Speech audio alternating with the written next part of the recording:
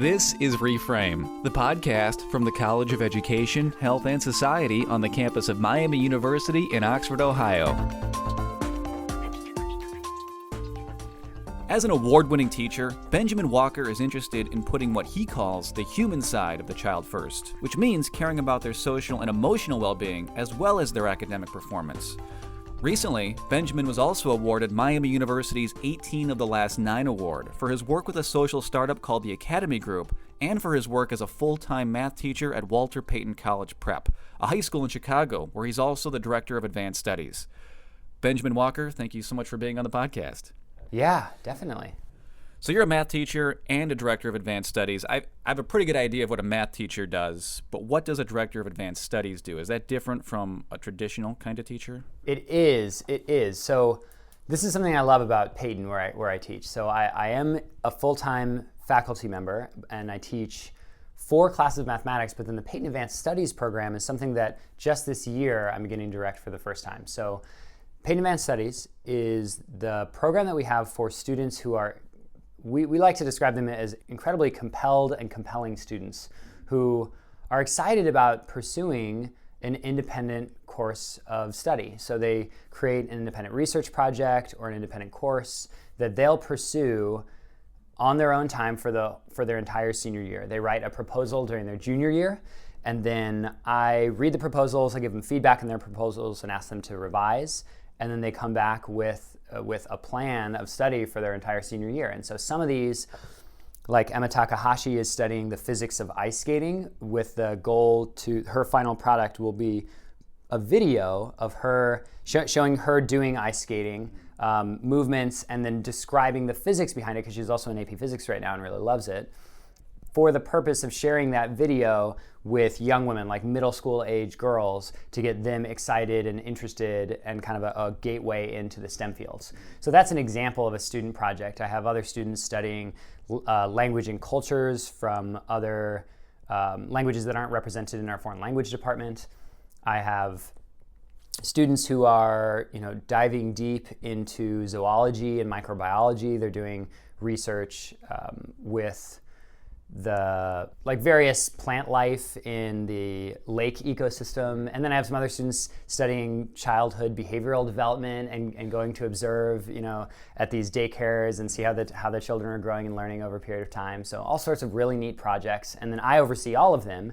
So I meet with the students individually about twice a month and give them feedback on their progress, help them develop assessments for their knowledge, and give them guidance on making progress towards their final product. So each of them will give a final presentation at the end of the year to a panel of adults, some professors from local universities in Chicago, some community members and stakeholders in the community that make sense. So they'll present all those. And so this is the first year that we're bringing all the students under one cohort or under one roof, so to speak. And so my principal asked me to step up to direct that program because I used to oversee just one student at a time in that program, and now I'm overseeing 22.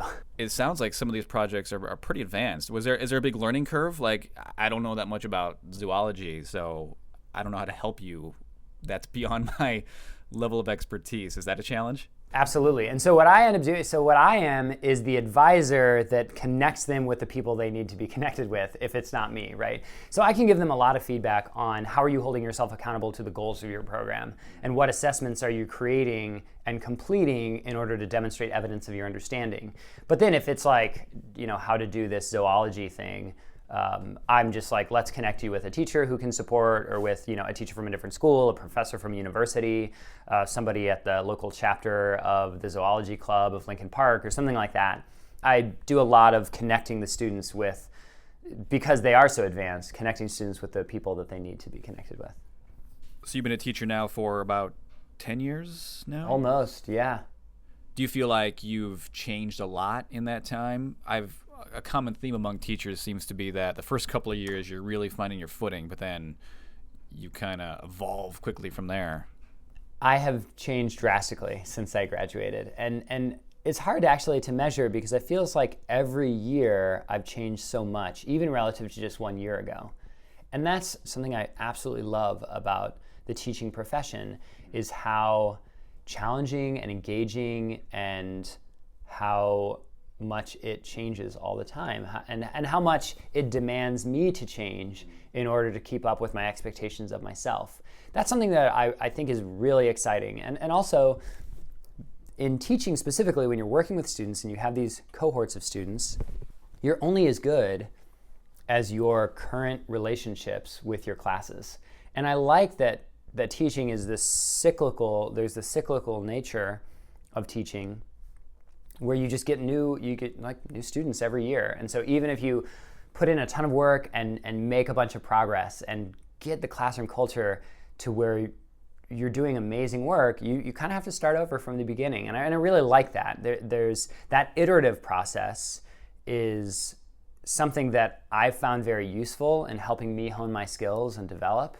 But I do so many things differently from when I got out of undergrad. And that's actually what I've loved about being back at Miami, is to see how much the education program, of which I was a part just 8 years ago, how much it has changed as well, sort of parallel to how much I have changed. So it's really exciting to see that the professors and the teaching staff here are doing so much to evolve the curriculum, and it's to the point where I practically don't recognize it, but in the best way possible. So it's really neat to see that while I've changed so much, Miami has also kind of changed with me. So when you just talked about the current relationships that you have with your classes and how the year kind of hinges on that. Yeah, it's true. Is it tough to develop those relationships from year to year? I've heard people talk about, parents, teachers, how quickly students and children seem to be changing, like especially with the way they use technology or the way they may see the world or the way they may want to engage with the content. Maybe teachers who are able to relate to one class the year or a few years before might not work with the next generation coming in. Is that difficult to keep up with, or is that hard to figure out from year to year? I wonder why, but I actually don't see the students as significantly different from year to year. But there's more technology, there's more cell phones, but I feel like at the core, a student walks into my classroom, they have an identity, they have an intersectional identity, they want to be successful in the class, they want to learn, they love to engage and use their brain, and they need a teacher who can, one, create a safe environment for them to take intellectual risks and engage and have the things in place so that they can bring their best self. And they want to be social, right? They're high school students, and their social identity is a huge part of who they are. That has not changed, I think. And if I can create this classroom environment where they feel like they're a part of something bigger than themselves, where they feel accountable to the values of the community, and they feel accountable to the learning, and they feel like they have the power to hold themselves and one another accountable. So if you have a classroom that isn't just hinging on the teacher as the authority, but you have a classroom that hinges on the values of the community, then I find that to be an incredibly hard thing to accomplish, but also successful every time that I'm able to accomplish it, right? And that doesn't change despite, the students are different, by the way, but those things about them are not that different. And so like one difference might be that like students have a greater awareness of intersectional identity. They have a greater awareness of issues of equity and inequity in the country. They're much more aware of political polarization, because I also think actually political polarization has increased since the time I graduated. But they're aware of these things, and it's a part of the conversation, but that does not change what they need to be successful really in the class. They've always needed a place where they feel safe and where they feel like their voice matters and they feel like they can contribute to a community in a meaningful way. They've always needed that, I think. That's certainly what I felt like I needed when I was a kid. And all of the students that have had over the last 9 years have needed those things in the same way that if I work hard and I problem solve enough, that I can figure out how to provide for them.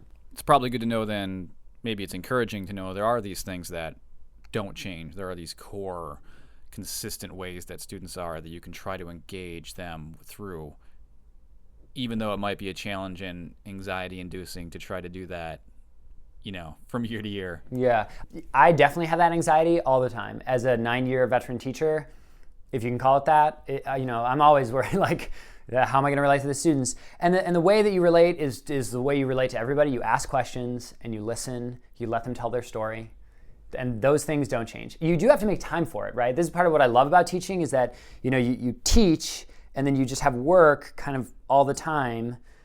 And then you're going to student activities, and you're going to these things that show that you care about the student as a whole person and not just the student as an academic. But when you do those things, you build a relationship where they see that you care enough about them, where they're able to be vulnerable and they're able to take these risks that ultimately make the classroom a really rich space. Does that speak to maybe a larger paradigm shift about how we're culturally looking at the teaching experience, or maybe that professional teachers in general are seeing teaching as this evolution towards that relationship building type of model? Because I think back on my experience, and it very much was, I feel like it very much was that teacher as authority model that you mentioned, where this is the content, learn it. It wasn't this, it didn't seem like this relationship building type of experience that it seems to be changing into. Is that part of a new paradigm shift in general? Is that how it's evolving generally? I would love it if it changed like that. Honestly, I would be excited if that were a paradigm shift and not just like a rogue shift of people that I would like to think of myself a part of, as placing the social emotional well-being and the human side of the child first in teaching, to make it be about relationships, about social emotional well-being, about identity in a way that I think it really needs to be. That has to happen first before anything else. All right, great. So before we run out of time, there's another project that I wanted to ask you about. Beyond your work with Walter Payton Prep, you're also involved in something called the Academy Group. Yeah, oh man, I haven't gotten to talk about the Academy Group at all. Well, now's the time. What is that? So, oh my gosh, I'm so excited about the Academy Group. So, I teach a leadership course with the Academy Group. The Academy Group is an organization that strives to help students from the most resilient communities in Chicago and the United States. So students from the South and West Sides, mostly Black and brown students who have been historically disenfranchised from economic opportunities. The organization seeks to create opportunities for these students so that they can reach the highest levels of leadership in business and society. And so the two founders of this organization, the Academy Group, look at the various gaps that fall along racial lines in the country, especially the economic gap, and their response to that is access to economic opportunity. In other words, we need Black and brown business leaders, we need Black and brown entrepreneurs who can lead the charge in their communities and be a force for good in their communities and do business for social good and be the leaders of their communities that help people make gains and be leaders and be successful and in a lot of cases pull themselves out of these incredibly hard situations like low income and economic devastation. Or devastation is the wrong word, but sometimes it feels like that because the inequity is so deep. So economic hardship might be a better way to describe that. So the Academy Group has these summer programs and we just started. So this was the first full year of the Academy Group, and I was on the teaching faculty for the 10th graders. So the students were taking classes in business finance, computer programming, design thinking, social justice, and a wellness, which includes fitness and mindfulness, and then my class, which was called the CEO of Yourself, which is sort of this hilarious title, but I love it, and I love teaching the class because it's all about asset-based leadership and developing the skills necessary to be a leader of others and what it means to lead for others. And so my co-teacher and I taught with a gentleman named Jawan Pollard, who teaches full-time for the Academy Group. And then I'm just on the summer faculty because I teach at Payton full-time. But he and I developed this course that the students found incredibly transformational. We start the course with strengths finders and then focus on asset-based leadership development throughout the course, helping them do things like build positive habits and kind of redirect unhealthy behaviors. We help them talk about seeing their block and their neighborhood and their identity as assets and the reasons for which they will be successful rather than the reasons despite which they'll be successful. And so it's just a wonderful class and an amazing organization that's doing great work that I feel excited, so excited that I get to be kind of I'm in the first wave of teachers for the Academy Group. So I'm doing work with them throughout the year. ultimately the students will go through, we'll actually start them in 4th grade and go all the way through college. What happens is the Academy Group partners with various businesses in the Chicagoland area, and then the students, once they're in college, will have internships with those businesses throughout college. And then they'll be able to use those connections to be in those same businesses or start their own businesses and then continue from there. So there's so many things you're involved in. You're the director of advanced studies, teaching math courses, the Academy Group. We didn't even get to all the national education conferences that you often speak at. So with all these things going on and all the things you're involved in, what do you hope to do next? Where do you hope to go in the future? Yeah. So, professionally, I would love to continue to learn. Payton has not tapped me out. I have so much to learn at that school and in that community. I have teachers and colleagues and admin that really support me and push me. And so I definitely want to continue my work there. I'd love to build out the Advanced Studies program into a more robust and really solid partnerships in the community. I'd love to see that grow. I would love to continue my work presenting at conferences. I'd like to start consulting work at some point, because that's something that I find really exciting, is working with other departments, with other teachers and other math departments in helping them develop and grow in the same way that I've enjoyed so much presenting at these conferences. I would like to have a kid with Katie. I think it'd be super exciting to be a father. We're trying to buy a house right now, so I would love to be done with that process immediately if possible, because that is quite a process. So those are all the things on my short list. All right, wonderful. Benjamin Walker, a graduate of Miami's Department of Teacher Education and a recent recipient of the university's 18 of the Last 9 award. Thank you so much for being on the podcast. James, yeah, a pleasure. If you enjoyed this episode of the Reframe Podcast, there are many more episodes available. You can download them all for free. We're on iTunes, on SoundCloud, and now on Google Play Music. And thank you so much for listening.